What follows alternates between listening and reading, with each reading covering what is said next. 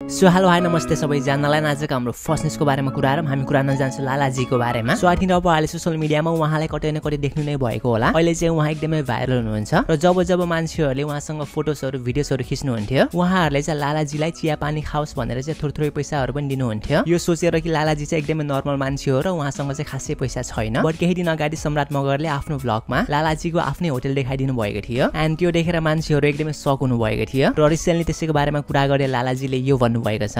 कसले दियो त चीज? मैले किनेको। किनेन होला? 400 रुपियाँ त हो। त्यत्रो घर गएको मान्छेले किन्न सकिहाल्छ नि हैन?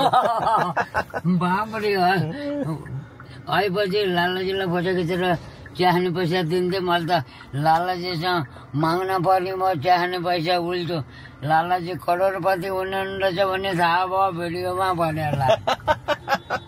एन्ड अब हामी कुरा गरौँ बेबो ब्लग्सको बारेमा। सो कि उहाँले आफ्नो बोजूलाई भ्युजको लागि युज गर्नुभएको हो त। सो रिसेन्टली बेबो ब्लग्सले भन्नुभएको थियो कि अबदेखि चाहिँ उहाँले बोजूलाई खासै ब्लग्सहरूमा देखाउनु हुँदैन। यो कुरालाई मान्छेहरूले चाहिँ नेगेटिभ वेमा बुझ्नु भएछ। सो मान्छेहरूले भनिराख्नु भएको थियो कि पहिला भ्युजको लागि आफ्नो बोजूलाई युज गर्यो र अहिले त्यही बोजूलाई ब्लग्सहरूमा देखाउँदैन भन्छ। कस्तो खालको मान्छे हो, कस्तो स्वार्थी हो। सो त्यही कमेन्ट्सहरूमा रियाक्ट गर्दै बेबो ब्लग्सले यो भन्नुभएको छ, त्यही बोजू देखाएर भाइरल भइस अहिले तारा त्यही बोजू नदेखाउने मतलब देखाउँदिनको मतलब मैले बोजूलाई मेरो भ्लगमा ल्याउँदिन गर्दिन भनेको होइन क्या। अब यसरी बिरामी भइरहेको मान्छेलाई मतलब डेली दिनकै म भ्लगमा ल्याउँदिन किनभने अब इरिटेट हुन्छ होइन, बिरामी मान्छेलाई झर्को लाग्छ हो। त्यसरी चाहिँ अब दिनकै चाहिँ मैले देखाउँदिन चाहिँ भनेको क्या। अब यसरी आज त बोजूलाई हस्पिटल लगेर चाहिँ देखाउनु पर्ने टाइममा त मैले पनि देखाइहाल्छु नि त।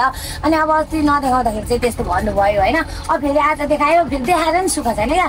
अब देखायो भने नि देखायो नै भन्नुहुन्छ, देखाएन भने नि त्यहाँ ठुलो भइस त नदेखाउने, त्यही बोजूले गर्दाखेरि यसो गरिस् अहिले नदेखाउने भने त्यसरी चाहिँ आरोपहरू लगाइन्छ नि त। तर मैले त्यतिखेर पनि त्यो भन्नुको मतलब चाहिँ मैले बोजूलाई देखाउँदिनँ, बोजूलाई यस्तो उस्तो मैले त्यो भनेकै थिइनँ क्या। एन्ड त्यसै गरी अब हामी नेक्स्ट अपडेटको बारेमा कुरा गरौँ। हामी कुरा गर्न जान्छौँ बुद्ध लामाको बारेमा। सो तपाईँहरू धेरैजनालाई थाहा नै होला, उहाँ चाहिँ नेपाल आइडल सिजन 1 को विनर हो र सिजन 1 सकेको आई थिङ्क 7-8 वर्ष नै भइसक्यो। बट अहिलेसम्म पनि मान्छेहरूले बुद्ध लामालाई कमेन्ट गर्नु हुँदो रहेछ कि उहाँले चाहिँ डलर खर्च गरेर पैसा खर्च गरेर चाहिँ त्यो टाइटल जितेको हो। सो रिसेन्टको पोडकास्टमा त्यही कुरालाई क्लियर गरे बुद्ध लामाले यो भन्नुभएको छ, त्यतिखेर मसँग 1 रुपियाँ पैसा थिएन के। अब मसँग भएको भनेको म दोरी साँझमा काम गरेर 5000 रुपियाँ कमाउँथेँ महिनाको। अब अलिकति राम्रो मादल बजाएर चाहिँ मलाई 500 रुपियाँ थपेर चाहिँ दिएको छ म मन्थली इन्कम मेरो त्यतिखेरको होइन। र त्यो समयमा 5000 कमाउने मान्छेले चाहिँ करोडौँ पैसा चाहिँ कहाँबाट लिएर आउँछ? अब यो बुद्धिजीवी प्राणीहरूलाई चाहिँ प्रश्न मेरो, किनभने बुद्ध लामाले चाहिँ भोटले जित्यो। वाट इज द्याट मिन के हो भोट भनेको चाहिँ? नेपाल आइडलमा गइसकेपछि त अब भोट त हाल्नै पर्छ नि त। अब फ्रीमा त कसैले जिताउँदैन, सिस्टम हुन्छ, रुल्स एन्ड रेगुलेसन्स भन्ने हुन्छ होइन। अब मेरो आफ्नो फ्यान थियो, मेरो आफ्नो फ्यानले करोड भोट हालिदियो त के गर्ने मैले? त आफ्नो खल्तीबाट त हाले होइन। आफ्नो खल्तीबाट मैले, मसँग पैसै थिएन के। ल भनौँ आफ्नो खल्तीबाट भन्यो नि मैले। ल मेरो बाबाले पेट काटेर चाहिँ हालिदिनु भएको भोट भनेको, सुन्नुहोस् है बुद्धिजीवी प्राणीहरू कति पनि हुनुहुन्छ त्यहाँ, पेट काटेर भोट हाल्नु भएको भनेको बाबाको तलबबाट चाहिँ लगभग 20% भोट हालिदिनु भयो। कति भने लगभग मेरो बाबाले त कति कमाउनुहुन्थ्यो भने होइन, ल 25,000 जति कमाउनुहुन्थ्यो पहिला महिनाको होइन। 25,000 जति कमाउनुहुन्थ्यो। त्यो पैसाले चाहिँ लगभग अब मलाई 15,000 को भोट त हालिदिनु भयो कि 20% नभइकन लगभग 50% भोट हालिदिनु भयो कि अलिअलि। अब 1 रुपियाँ भोट चाहिँ मैले टपेटदेखि त्यही 15,000 हालेको, 1 रुपियाँ भोट हालेको छैन मैले। अब भनौँ न त्यतिखेर लगभग अब करोडौँ खर्च गर्ने, डलर खर्च गरेर मैले हेरिरहेको हुन्छु कमेन्टहरू होइन। अहिले पनि आउँछ त्यस्तो कमेन्ट? किन आउँदैन? ल भोटले जितेको आइडलले वाट इज द्याट मिन? यसको चाहिँ मलाई क्लियरिफाई दिनु होला। एन्ड अब हामी कुरा गरौँ वुमेन ट्राफिक पुलिसको बारेमा। सो के जनताहरूले वुमेन ट्राफिक पुलिसलाई हेप्छन् त? लाइक जुन रेस्पेक्ट मेन ट्राफिक पुलिसहरूले पाउनुहुन्छ के त्यो उहाँहरूले पाउनु हुँदैन त? म किन यस्तो भन्दैछु भने रिसेन्टली एकजना वुमेन ट्राफिक अफिसरले सेयर गर्नुभएको छ कि उहाँहरू केटी भएको कारणले गर्दा मान्छेहरूबाट चाहिँ एकदमै धेरै डिसरेस्पेक्ट मिसबिहेभ चाहिँ सहनुपर्छ। स्वयंमा कार्यरत थिएँ होइन। स्वयं ट्राफिकमा कार्यरत हुँदाखेरि चाहिँ मर्निङ टाइममा चाहिँ जेब्रा क्रसिङमा रोक्नु भयो कि। जेब्रा क्रसिङमा रोकेर पेसेन्जर ओह्राल्न चढाउन पाउँदैन होइन। उहाँलाई सम्बन्धित रोक्न ओह्राल्नको लागि ठाउँ तोकिदिएको हुन्छ। उहाँले चाहिँ जेब्रा क्रसिङमा मान्छे ओह्राल्यो, मैले उहाँलाई साइड लगाएर डकुमेन्ट माग्दाखेरि चाहिँ उहाँले मलाई मेरो मुखमा थुक्नु भयो होइन। अनि उहाँले मलाई मुखमा थुकेर यस्तो शब्द युज गर्यो नि, त्यो शब्द चाहिँ मैले अहिले भन्न सक्दैन होइन।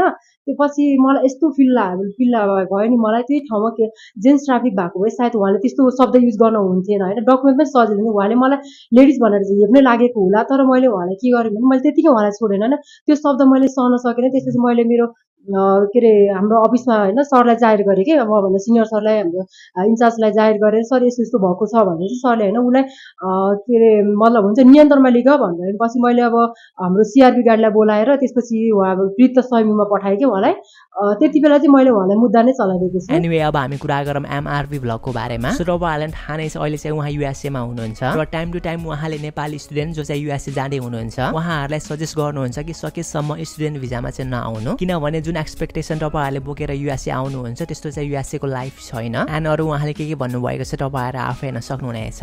अब नेपालमै टक्कर लागेर तपाईँले एउटा सानो बिजनेस आमा बाबालाई पाल्नु भएको छ, आमा बाबालाई सँगै राख्नु भएको छ भने चाहिँ तपाईँ नआउनु भन्छु कि म। ठुलो सोच छ, ठुलो एकचोटि अब 10 वर्ष ढुट्टो मेहनत गर्छु जतिको ऊ भयो भने नेपाल गएर गर्छु भनेपछि आउँदा हुन्छ होइन। सो त्यो भएको कारणले चाहिँ गाइस हम्बल रिक्वेस्ट छ स्टुडेन्ट भाइ बहिनीहरू बरु राम्रोसँग पढेर यहाँ आएर ढुट्टो पैसा जागिर खानी गरेर आउनु। त्यो बिचमा 12 पास गरेर ब्याचलर पास गरेर आएर घन्टा हानेर यहाँ काम गरेर कमाउँछु भने तपाईँलाई पुग्दैन होइन।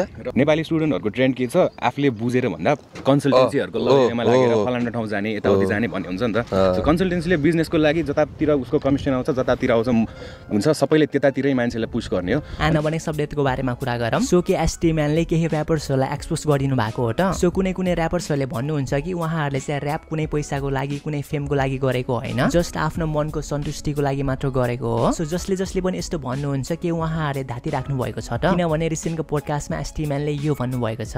मान्छेले भनिरहन्छ ऱ्यापरहरू फेरि अति फ्लेक्स हान्छ कि दाइ। ऱ्यापर जस्तो फ्लेक्स कसले हान्दैन कि मलाई फेम पनि चाहिँदैन, नेम पनि चाहिँदैन, यो पनि चाहिँदैन, मलाई फेमस हुन्छ भन्छ। ब्रो सेयर हानिदेऊ न होइन, किन सेयर हानिदिउँ नजाने किन सेयर हान्नु मेन रेकर्डिङ किन गर्नु एक्ज्याक्टली म त्यही भन्छु कि केटालाई सुनायो भाइले नि हामीलाई सुन्नु नै छैन, केटाले नि किन सुन्नु त हो भन्नु न। त्यो अघि ऐना हेरेर थपड हान भने ऐना हेरेर हाने भइहाल्यो नि त। कति भेटेर हुन्छ कि ब्रो मलाई त त्यस्तो खासै मलाई यो पैसा सिसा नेम फेम केही चाहिँदैन, म त्यस्तोहरू लाग्दैन, म आफ्नो भित्रको कुरालाई म निकाल्न खोजेर बढाल्न। So what do you think के कुनै ऱ्यापर्सहरूले साँच्चीकै आफ्नो मनको सन्तुष्टिको लागि मात्र गरिराख्नु भएको छ त? आफ्नो ओपिनियन तल कमेन्ट सेक्सनमा भन्नु होला। एनिवे अब हामी कुरा गरौँ सिसान बानियाको बारेमा। सो 1 वर्ष अगाडि उहाँले एउटा पोडकास्टमा बेनी म्याग्डीको रिगार्डिङ चाहिँ केही कुराहरू भन्नुभएको थियो, जुन कुराले गर्दा चाहिँ उहाँले एकदमै धेरै हेट पाउनु भएको थियो। सो बेसिकली उहाँले भन्नुभएको थियो कि बेनी भन्ने ठाउँ चाहिँ एकदमै राम्रो हुन सक्थ्यो, बट त्यहाँको मेयरहरूले त्यो कुरालाई युटिलाइज नगरेको कारणले गर्दा बेनी भन्ने ठाउँ चाहिँ एकदमै गान्डु भएको छ। र सिसान बानियाको यो क्लिप मात्र भाइरल भयो र उहाँले एकदमै धेरै हेट पाउनु भयो र सिसान बानियाले त्यसैमा रियाक्ट गरे यो भन्नुभएको छ। बेनीलाई उस भन्नु अहिले त गान्डु भन्छ म मेरो सिसान बानिया हैन र हजुर त्यो भएर फेमस म यहाँतिर। बेनी कस्तो लाग्छ तिमीलाई? बेनी राम्रै लाग्छ। त्यस्तो भन्न त नहुने होइन, त्यस्तो भने होइन मैले मान्छेले काटेर त्यस्तो हाल्दै हो। आना भने सब्जेक्टको बारेमा कुरा गरौँ। सो के साँच्चीकै भेग र ऋषभको बिचमा फाइट हुन जानेछ त? किनभने रिसेन्टली डिभिस पियाले आफ्नो स्टोरीमा यो पोस्ट गर्नुभएको थियो।